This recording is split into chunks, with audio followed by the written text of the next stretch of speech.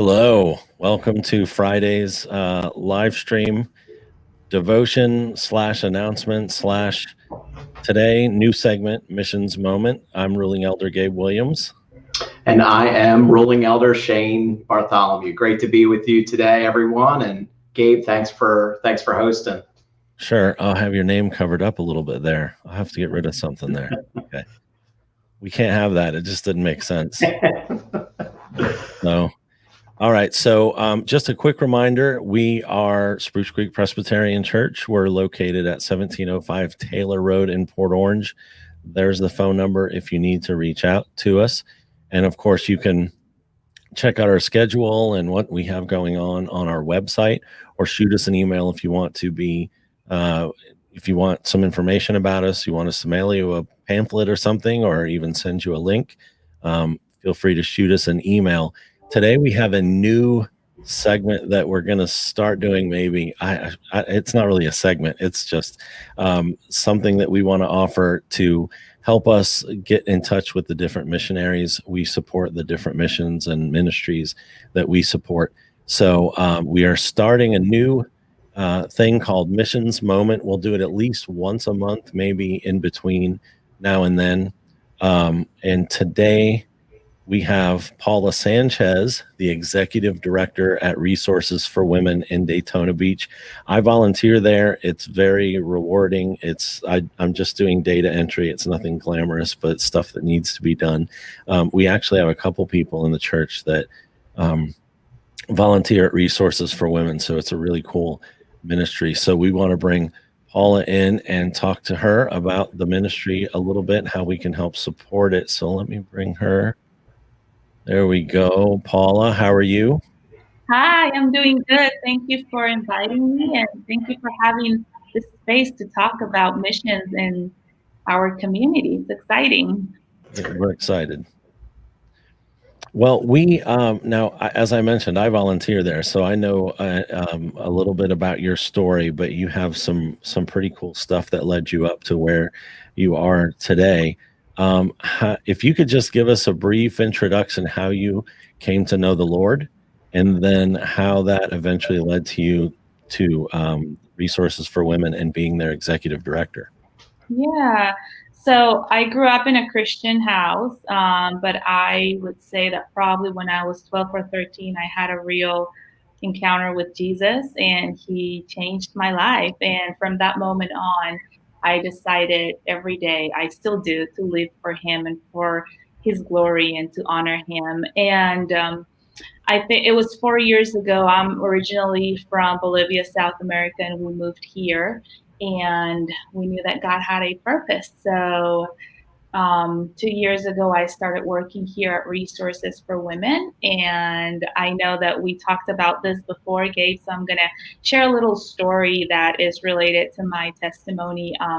Growing up in Bolivia, South America, my parents started attending a church that was built by missionaries that went from the United States to Bolivia, and we started attending this church, and it was just wonderful. I was only 5 years old or 4, and I remember just seeing a huge change in my family, my parents, and my pastors were from here, and they were supported by different churches and different families, and specifically one church and some families from Volusia County used to support this ministry, and we would receive groups of people, groups of missionaries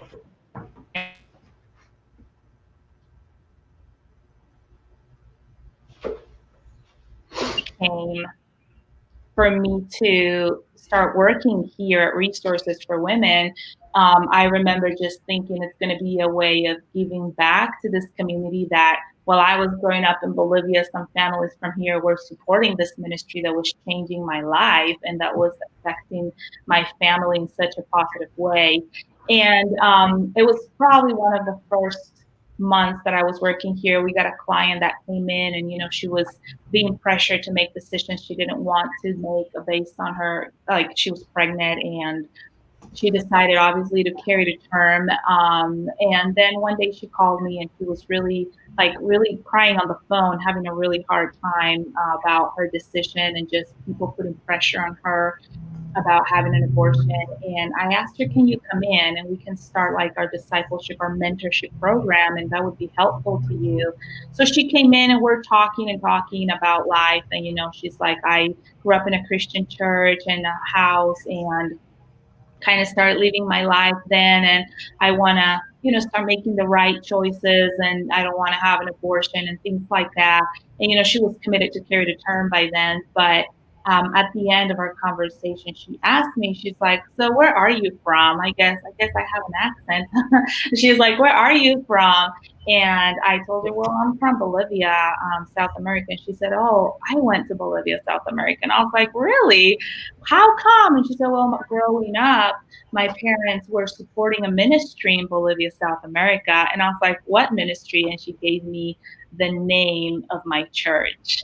So there I was sitting with this girl, and her parents were supporters of my church, this church that changed my life, changed my family. Like, I don't even think my parents would still be married if it wouldn't be for our church, if it wouldn't be for our pastors. And I was meeting with this girl and just encouraging her about following the Lord again and focusing on Him. So, it's kind of, once you give to a ministry, these people, her parents didn't know me, didn't know what they were doing. They were just being faithful, giving to missions, supporting a ministry.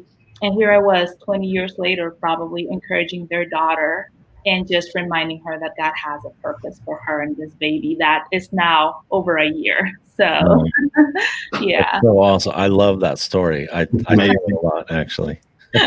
Yeah, you always ask me to share that when I well, today we're like, please share that story. So right. At men's group this morning, I mentioned it, and it just goes to show the most important thing that we can do to help the world is to preach the gospel, to plant churches, to be faithful teachers, because that's what changes people's hearts.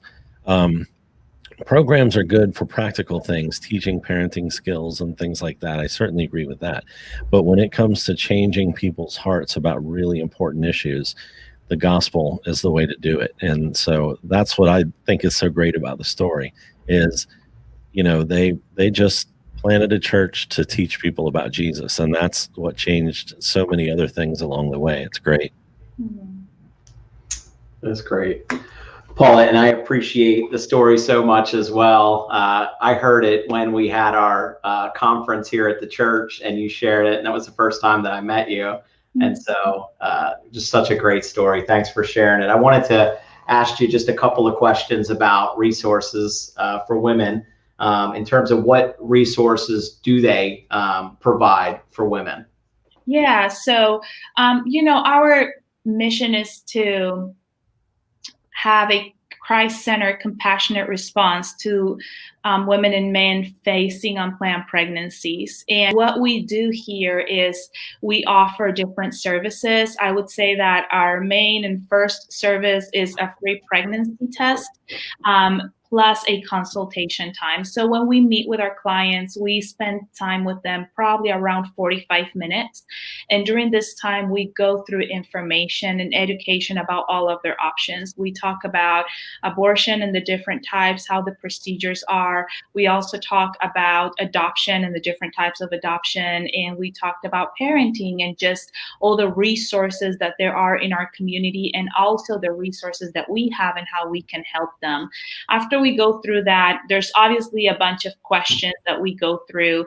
We ask them different open-ended questions where we are able to really let them speak, let them talk, and share how they're feeling. Many times I have clients, and this happened to me not too long ago. I sat down with a client that came in and said, I want an abortion.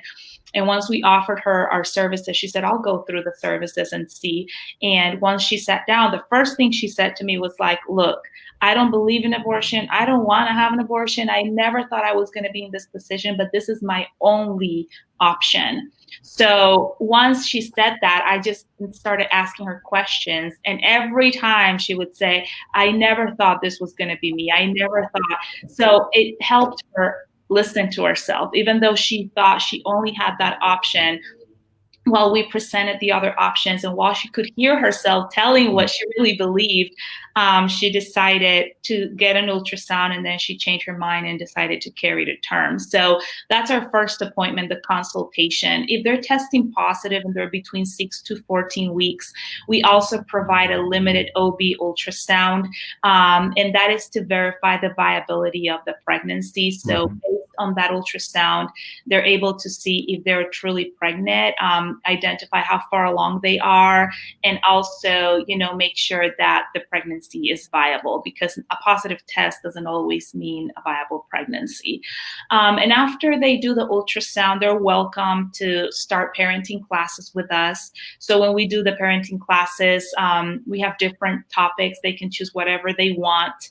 And then they're able to take home a bag of diapers, wipes, baby clothes. We also have maternity clothes. We have formula, we have baby food, and we also take donations for baby items. So, many times they can find a stroller, they can find just different things that might be needed for them. And they're welcome to come once a week and do the parenting classes. We offer them online now too, so it's easier for them. And then we also do mentorship programs. We have a mentorship program that is Bible based, and it's really beneficial. Every time they do a class with us for a mentorship program, they also take the items home. And when they're done with that class, with the mentorship program that is around 7 to 9 sessions, we provide, I would say we would do like a mini baby shower. We just give them a lot of brand new items for their babies, and we're able to just develop a really, really good relationship with our clients. And, that influences too and gives us opportunity to share the love of God, and also see them grow in their relationship with Him. We also offer Bible study groups. So that's something that we're starting now. That is just amazing. That's a lot, isn't it? You're actually answering some of our questions, just telling us what you do in the first place. That's great. Yeah. And even being there, I see, people come in, typically it's by appointment only, right? But for this time it is. We because of COVID. walking, and honestly, if we would get a walk-in and we have an open schedule, nobody, and somebody that can meet with this person, especially if they're vulnerable or at risk for abortion, we would meet with them. That's great. That's great. Yeah. So now, and my question was going to be, so, when I'm going through the data and entering the data, I see in a few different places the gospel mentioned. And so I know that it's not just parenting classes and practical things, but that you do have Bible studies and all of that. One of the first things that you kind of evaluate is their belief in God, whether they claim to be a believer or not a believer. And I notice it's not always a subject that's broached. I assume that you can kind of tell sometimes right off the bat that that's not going to go anywhere. But the gospel is presented right from the beginning most of the time, and then in various times throughout. Is that right? Is that accurate?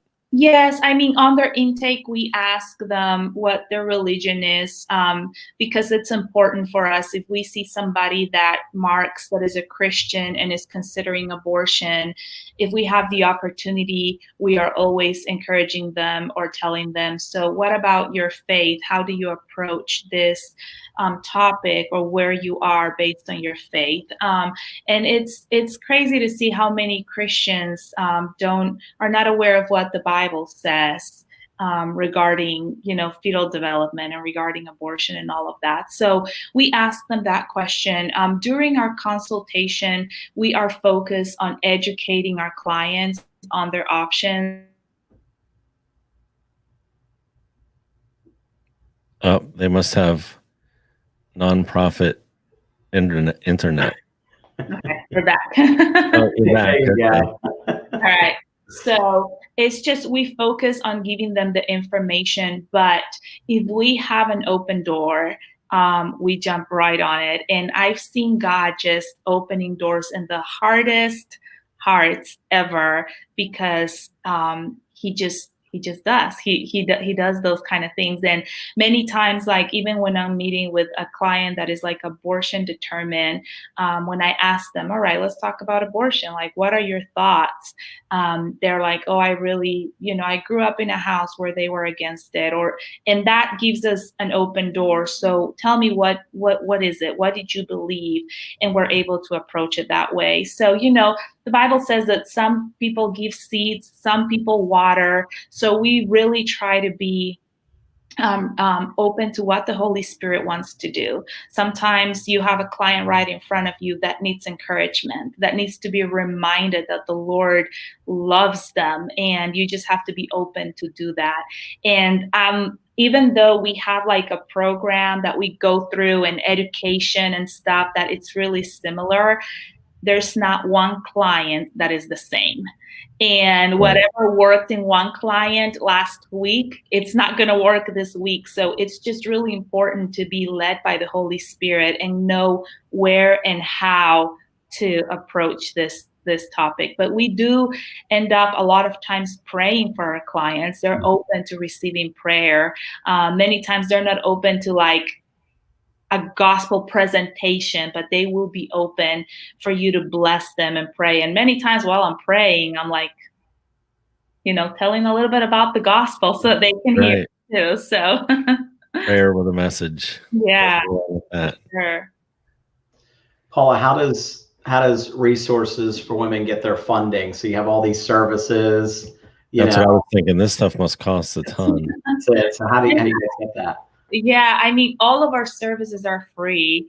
And that's a huge thing when people call, and a lot of people call thinking we do abortions, and probably just because of our name being so general, but that gives us the opportunity right away to be like, we don't do them, we don't refer for them, but this is what we can do. And usually the next question is like, how much is it? Like, do you take insurance? And we're like, everything is free and confidential. So our funding comes, we have some grants, that's probably 30% of our funding, and then the rest comes from amazing donors, supporters, churches, and organizations that believe in what we do.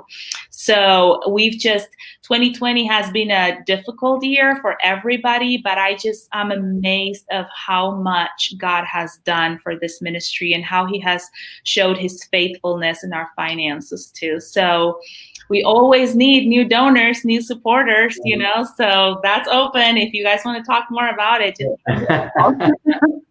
And you're actually in the description of the video. I have the website, but it's Free Preg Test Daytona. Is it .com or .org? .com. .com /support. Okay. Yeah. But if they just go to freepregtestdaytona.com, then you just told me and I forgot. All right. .com or .org. They should just click on the link that says support, and it'll take them right to a place where they can give. They can also call us, and if they want us to send them an email with the link or something, or if they want to send a check, that's more than welcome. Right. It's .com, right? Yeah. Okay. I couldn't make up my mind. So. And then Paula, other than funding, money, what other types of donations might somebody watching today be able to provide for? Yeah, we always need diapers. Right now we're out of newborns, and we always need also the big sizes like size 5 and size 6 of diapers, and that goes to the moms that are going through our parenting classes. But also, if we get a mom that comes or calls and is struggling, we are always open to help them the first time, and then try to get them into our classes and things. So that we do diapers and wipes. We also receive donations of baby clothes up to 2 years or 2T, and obviously, we give out. We try to give out really good clothes, like even though it's used, like, barely used. And then Right. we also get new clothes because when people finish their mentorship programs, we give them like a brand new bathtub full of new baby items. So if anybody wants to organize like a baby shower, for one of our clients, or just a baby shower in the church and donate all that stuff here, it will go to the clients that finish their mentorship program. We That's also a neat idea, actually. That's a good yeah, excuse for some people to get together and just fellowship and have some coffee and bring some presents, and then yeah. give it to me and I'll bring it in on Wednesday. Yeah, I That's can go. actually a I'm neat actually idea. having coffee, so I can go pick it up, Yeah, oh, there you go. That But, is a neat idea, though. yeah, Do we that. recently had a church that organized a baby shower for one of our moms. She was having twins, and they did a beautiful baby shower for her. And it's just, we are here to help these moms, but we need the church to be involved. Right. And it's hard for us to like refer them to churches when you're talking about a mom that has newborns and doesn't know anybody. But in this case, this mom had a beautiful baby shower provided by this church. And then That's she great. said every time I talked to her, she's like, I have to attend to that church. I have to go back, because she was able to establish relationship with people Mhm. from the church. So, that's another way of getting involved. We also need volunteers. I don't know if I should talk about this now, or we're Yeah, going go for it. to. Yeah. So, we do need volunteers. If you're a sonographer, we need you. If you are a nurse and you want to give us 5 hours, 6 hours a week, you're more than welcome. We also need advocates that would sit with clients and go through with their options. Gabe, you're helping us putting all the information in our software, so that's also needed. And actually, right now, we would love to have some volunteers that would help us as receptionists, so that's open too. So volunteers, and yeah. Yeah, and you're looking to expand your board too. So, now we're talking doctor, lawyer, pastor. You're looking for some folks like that too, right? To try to expand. Millionaires. What's that? Millionaires. Millionaire? Yes, Yeah. those are always handy. Yes. Yeah. Well, and we try to participate in everything that you have going on, the bottle and all that stuff. We have a few people that volunteer, but you always need more. I see how much work is done there each week. So it's definitely a blessing. And I love that you do so much for them, because from what I can tell, a lot of women come there just because they're afraid. They don't have much support, and they don't know where to turn or what to do, and they just feel hopeless. And then they get there and they're met with a smiling face, not judgment, and love and support. And you really equip them by helping them in many ways, practical, spiritual, and education. It's just great. So I like to be a part of it. I love going there and seeing how you love on these ladies that come in looking for help. And I hope we so we did raise our giving to you a little bit with our new mission budget this year. Thank And yeah, you. so hopefully somebody will see this and get in touch with you and see how they can volunteer, help out, and even cooking meals and bringing it to some of the new moms is a blessing. We've done that a few times.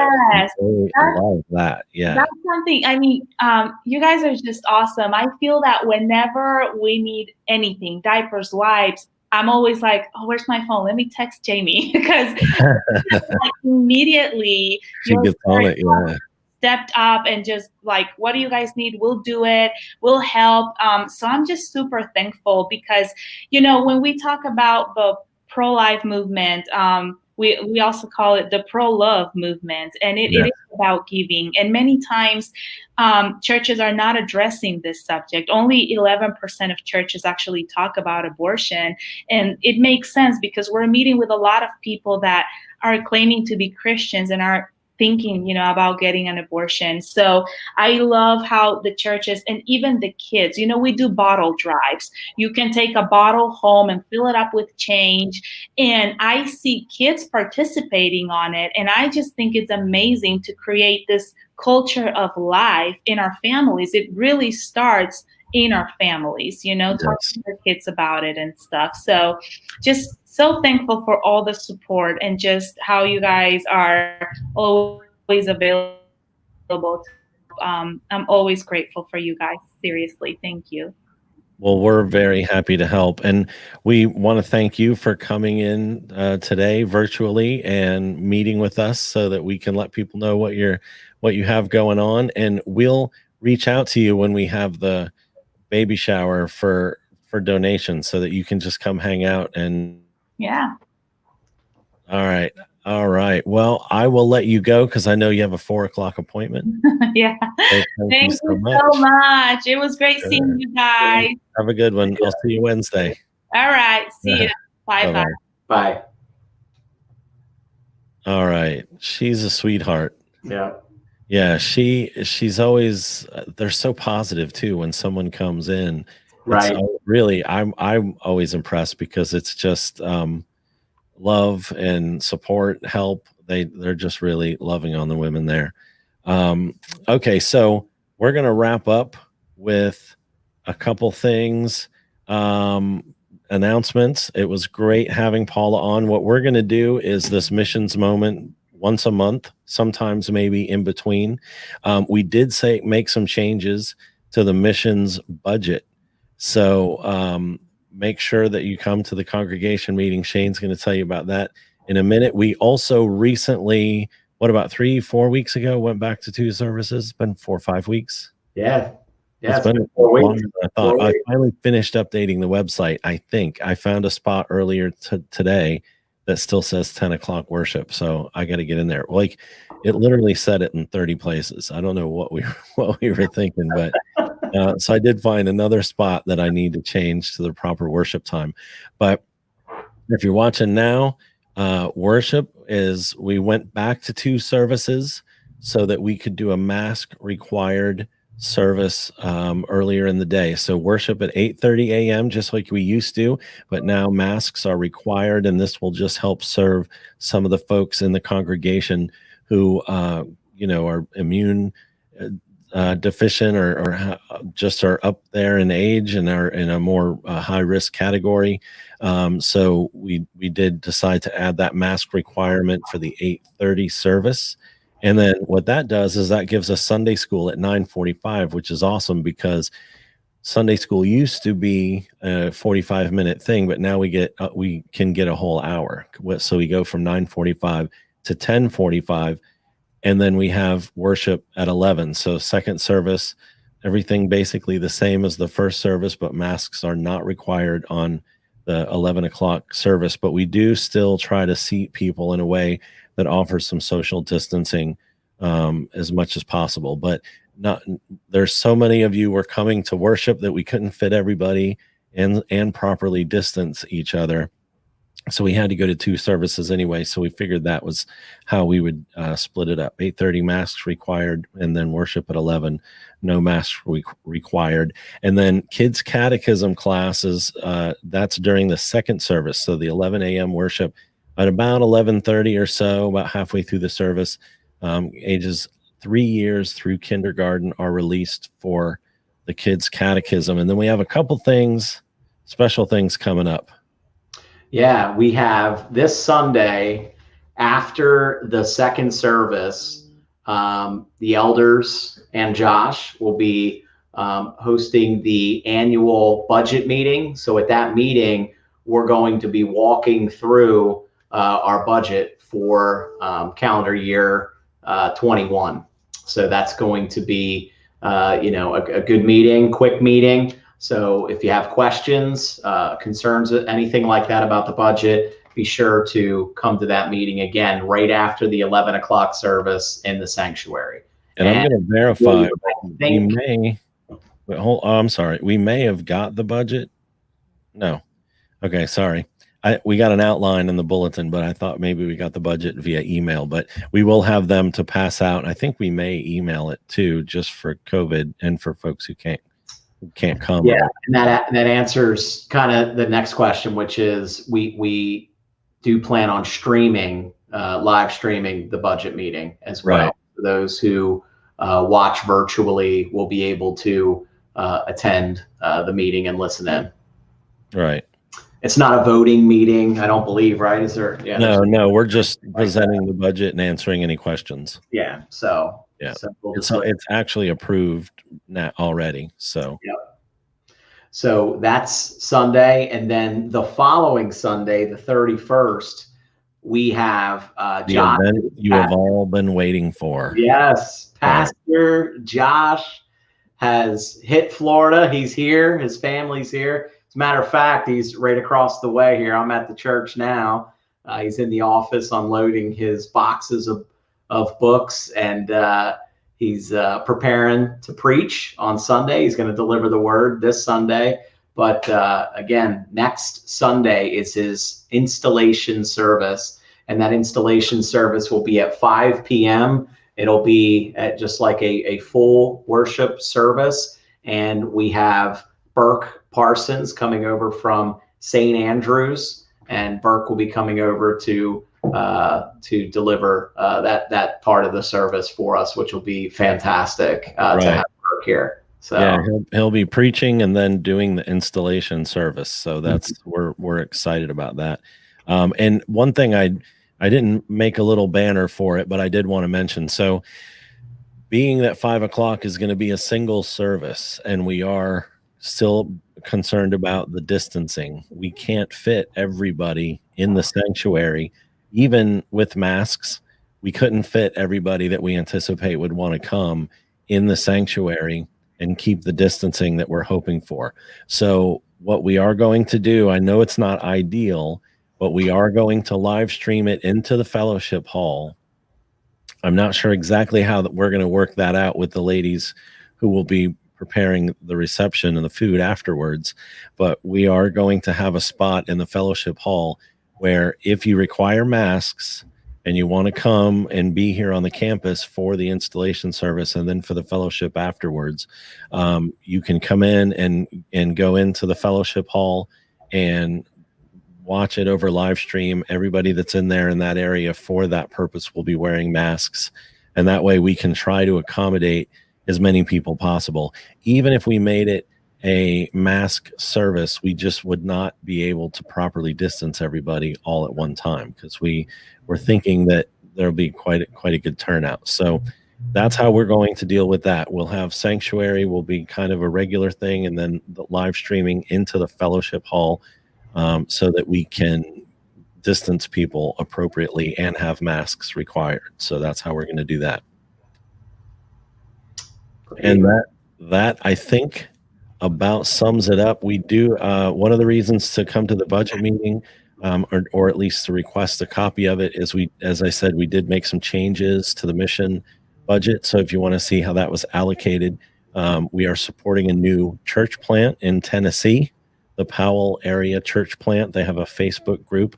Maybe I'll put a link in the comments to that.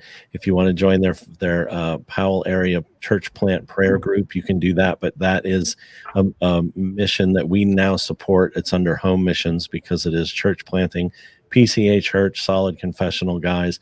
And we may have, I call him Rev Blev, John Blevins, the pastor there.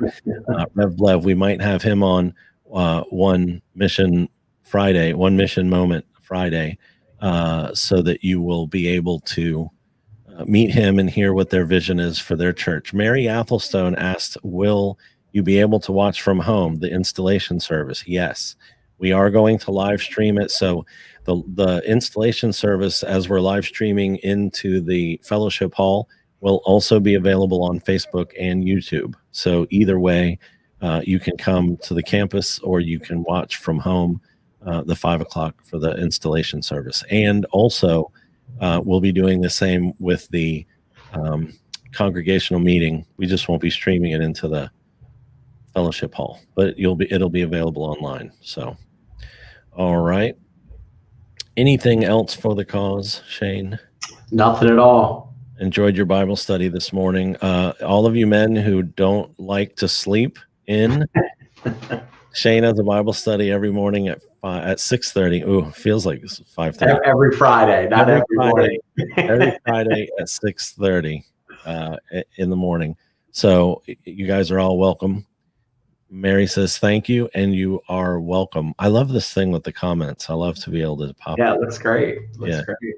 That's pretty cool. All right. So we Good. will see you all on Sunday. Again, if you have any questions or anything like that, you can shoot us an email. Ask if you need some resources, you have a question about scheduling or anything like that, just shoot us an email and Joelle will promptly get back to you.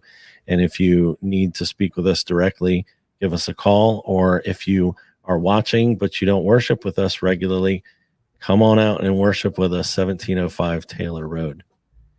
Thank you, Shane, for joining us, and I'm going to sign off. Thanks for watching. Take care.